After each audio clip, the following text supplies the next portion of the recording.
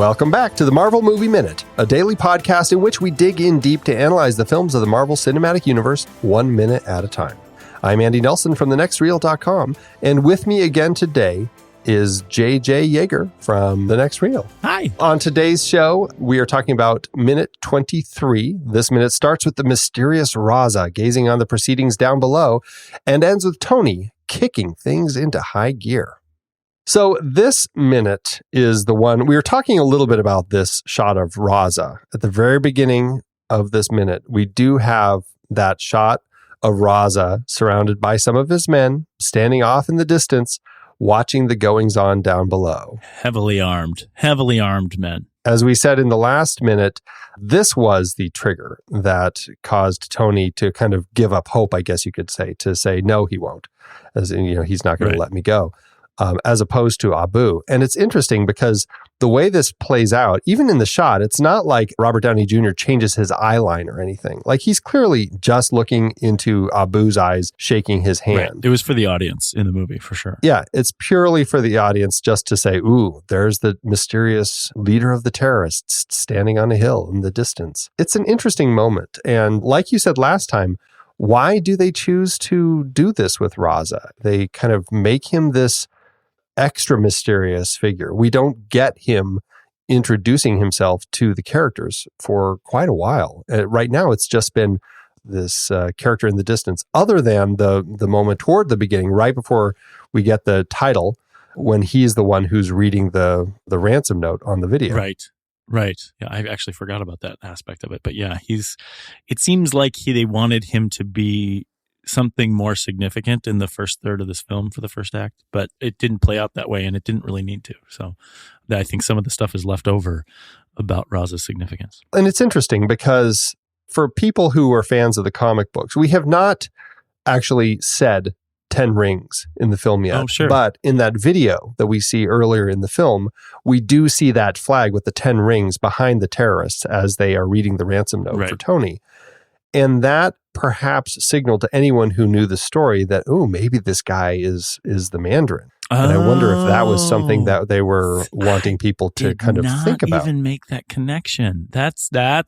Could be a big thing. And again, this movie, maybe you can say more to Feige's influence at this point. I don't think, this being the first of the MCU films, I don't know if they already had a plan for what they end up doing with the Mandarin in a later Iron Man movie, or have a plan to weave this into the entire MCU at this point.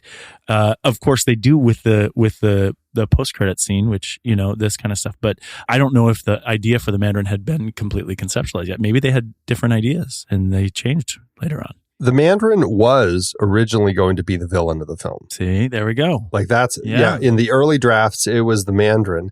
And then they switched it to the Crimson Dynamo. Oh, okay. I didn't know that. And they started actually working on the costumes for the Crimson Dynamo, I believe. And then it switched over to Stain. Sure. And I think that all happened largely because of the casting of Jeff Bridges. Yeah.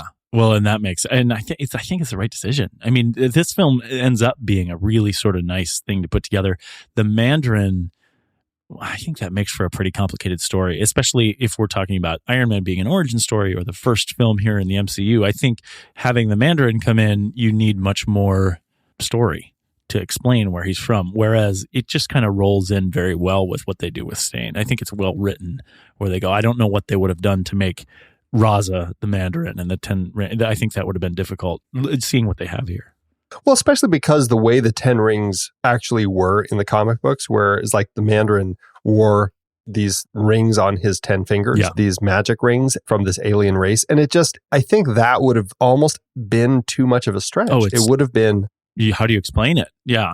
It's so, it is really comic booky. Right. And really works well in the comic book. You tend to love it. I mean, they would do these sort of encyclopedias of the Marvel Universe where they would have 2 pages or like a full spread on the Mandarin, and then you do each of the rings and all this stuff. Like, it really works in book form in a way that you're not going to be able to do in the time you have in a movie. It's so interesting. The rings were from the Makluan race, which was I'm not familiar with that. Yeah, it's a race of dragon-like aliens, and it was their technology that they used to power a ship that the Mandarin had found crashed, and each of these rings somehow they turn their wearer into kind of a superhuman person, and the hands of the Mandarin kind of become dragon-like, and he's very linked to them. And I don't even remember what all the rings were. There was like a... Do you want to go through them all? Like white light, flames, electro. They have a matter rearranger, a vortex. I mean, that's the thing. Like, how would you do it in a movie? Yeah, where right. You have 10 different. They have enough trouble when they get to the 6 Infinity Stones later on, Right. figuring out what each of those stones do. If you have 10 different rings that you're going to try to explore without the mystery of what they are, I mean, there's a whole lot that you can do with that. Well, and that was even my sense of the comic books. I mean, I haven't read a lot of them yet with the Mandarin. I'm kind of saving that whole chunk of Iron Man reading before I get to Iron Man 3. Makes sense. But they are, even in the comic books, when the two of them run into each other, it always seemed like the Mandarin would use one ring or two rings or a couple, but never would he find a way to put all 10 into use in a comic, because it gets to a point where it's just kind of silly, you know? Yeah. Now I'm going to spin you. Now.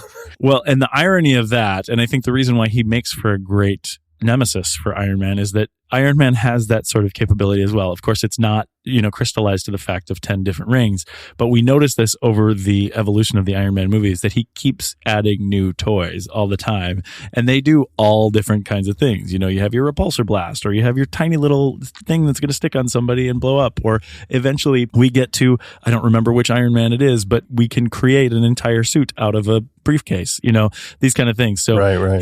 It's a great nemesis relationship between the two of them, but you want to give the advantage to your protagonist in this case, I think. Yeah, I think it could end up hurting the story if you kind of decided to go that route. Agreed. And is it a ripoff of Tolkien? Is that, probably not. I don't think it's a direct. No, I know you have the different rings of the races there.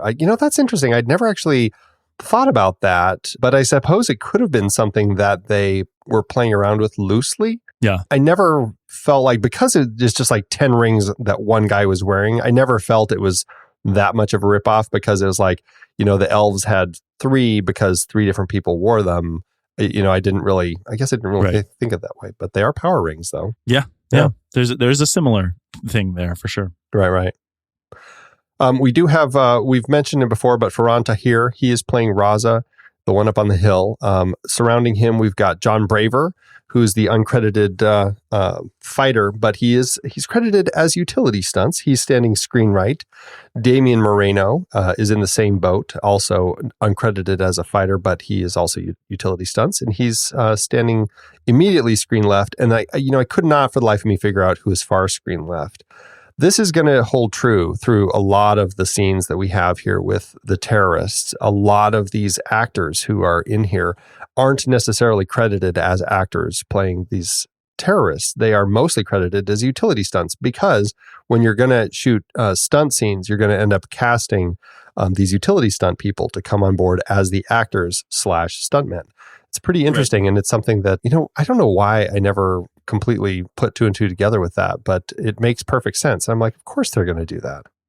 So, and I've worked with Faran Tahir before. He's a fantastically nice human being. When I shot for American Crime in Austin, I flew down there, and we flew down there for the same episode. And so we rode the shuttle back before we shot season 2, episode 5. So he was involved with American Crime on ABC in a bunch of anthology film, and just a fantastically nice human being. We talked for a good amount of time, and he was a really interesting character in that series too. So really great guy. Talking about the other characters that you see there, again, he's one of those types of actors too, where if you look at his IMDb, it's loaded with credits, and you're going to see that face and you're going to say, hey, do I know that guy?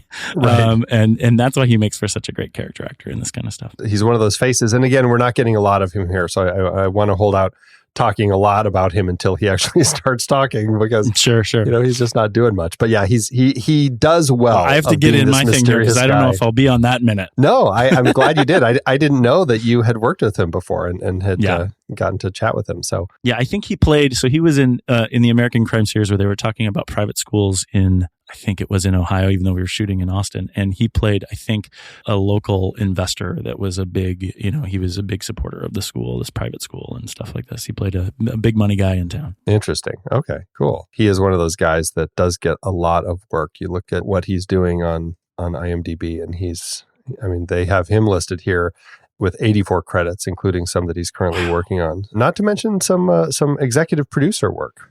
So that's pretty nice to see. Yeah, he was obsessed with the stuff we were talking about from a flying camera perspective, because this was in 2016, I want to say 2016 or 2017 when we worked together, and he was really interested in the advent of drones, and he was living in San Diego at the time and thinking about what could be done with drones and all this kind of stuff, because we were of course shooting a flying camera scene within a theater, and conceptually it didn't work at the time for something with a drone shot, but that kind of technology is improving all the time. And it's only a matter of time before that becomes not necessarily a standard, but definitely an alternative to shooting these kind of things, creative shots as we go forward. And just to clarify, when you say flying camera for our listeners, what are you talking about? So flying camera, that's kind of the bulk of camera work that I've done in my career. Flying camera is any sort of camera that is, I guess I consider it hoisted off the ground by some means other than a traditional tripod or something that's locked down. So it's motion control camera work that is a camera that's up in the air. For this particular shot, it was suspended from cables moving around a theater and up to a stage and around dancers and all that kind of stuff. But it also can be considered any sort of camera that's on a rig for a plane or a helicopter or a blimp or that kind of stuff. And that's kind of the world of camera work that I come from. So this scene goes to a pretty nice moment between Tony and Yinsen back in the cave, where Tony, this is kind of a low point, an early low point in the film that we have for him, but we get to see his transition that really is kind of the thing that's going to take us out of Act 1 and into Act 2 of our script, where Tony is pretty much giving up on everything. And he's just like, what's the point? And he has that great conversation with Yinsen, where Yinsen is like, oh, this is going to be a very important week for you, isn't it? Yeah. As he starts realizing that there's more to do than just letting them either make him build the Jericho missile that they want, or just waiting it out and dying in a week. So it's interesting, and I love watching it play out across Robert Downey Jr.'s face. Yeah, it's great. And the thing that I love about in this minute specifically is the idea of time, not necessarily having a sense of time, right? We start the scene during the day, we then go to the evening, and then moving from this great conversation that's wonderfully delivered by both these actors, we then immediately move into what feels like potentially the next morning. But we have no sense of time through that, and it's not necessary 100% to know, but we get the emotional passage of time for the Tony character here. And I think it's done really well in this sort of little conversation that they have here. I imagine it to be, he arrives during the day, they have their moment at night, and immediately he's, because of this, whether it's a pep talk or however you want to describe it, he's turning around, and then at the end of this minute, you get all of a sudden Tony's all business and just go for it. Like, he's that quick to strategy. And I think it's delivered really, really well for this film. It's funny that you say that it's night, because there's really no clear no way sense. To know, right? They're in a cave. But it could be 5 minutes later after he's back at the cave. Who knows? He's really quick to strategy. Right. But you're right. It's emotional. It is like the way you described that, where it's like this emotional night, where it's like this emotional down point before the next day, kind of the rebirth of this decision that he has to make something happen, even if we don't know what it is. Yeah. And I think that's an interesting way that this plays out, because we don't even know what it is. We had these little flashes of Tony having visions, it seemed like, of something when they're torturing him and dunking his head under the water, but we don't really know what is in his mind. All we know at this point is he's kind of made a decision to do something. And I think that is really a nice moment as it plays out. And I love watching Yinsen's face as he's talking to Tony and kind of giving him that pep talk. I think it's a nicely performed scene. Yeah, it's great. One little note here, which I thought was funny. In the script, it says Tony is sitting in a wheelbarrow. And what? lo and Is behold, he really? if you look at the scene, it's like, you know what? I think he actually is sitting in a wheelbarrow. He's sitting on, it's kind of propped up and he's just sitting in the end of it. Because, they're in this cave room and they don't really have furniture. And here he is. And I think you can see the curve of it behind him. I'm like, oh my goodness. But why? He actually is, because they're in a cave. I know, but why? Well, I guess there's no other seats. I mean, but it seems really weird that that's in the script. Tony's sitting in a wheelbarrow. Right. As opposed to on a so rock. Funny. I mean, I don't know. It just, I wonder why. What was the idea behind the wheelbarrow aspect there? And did they say, did they go to props and go, hey, this is really important for this minute. I need a wheelbarrow. I need you to construct a wheelbarrow that's been in the hills of Afghanistan since the 80s, and just put a little Stark Industries stamp on the side of it. No, I don't know. That's really interesting. Stark branded wheelbarrow. It's a funny little thing that they add on there. It says, dark. Tony sits in a wheelbarrow by the furnace, wrapped in an army surplus blanket. Yinsen looms over him.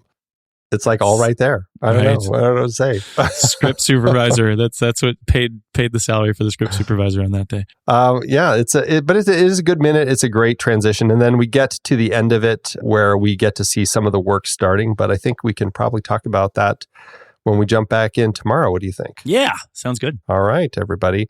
Well, that's going to be it for today's show. Thanks again for tuning in. Again, JJ, thank you for joining me. Thank you for having me. Where can people find you again online? Go find us at thenextreel.com. We've got all of our shows over there. The one that I host every month is the Film Board, where we're doing a show that's just out in theaters, and we spoil it for you right away. So, that's the one that I'm always on. And then there's a couple others that I guest on, just like this. Awesome. Well, make sure you subscribe to the show for free at marvelmovieminute.com. Join us over in our Discord chat room and follow us on Facebook, Twitter, and Instagram at The Next Reel. And if you like what we do and you want to support us and get some cool stuff, become a patron over at patreon.com/thenextreel. Until next time, true believers.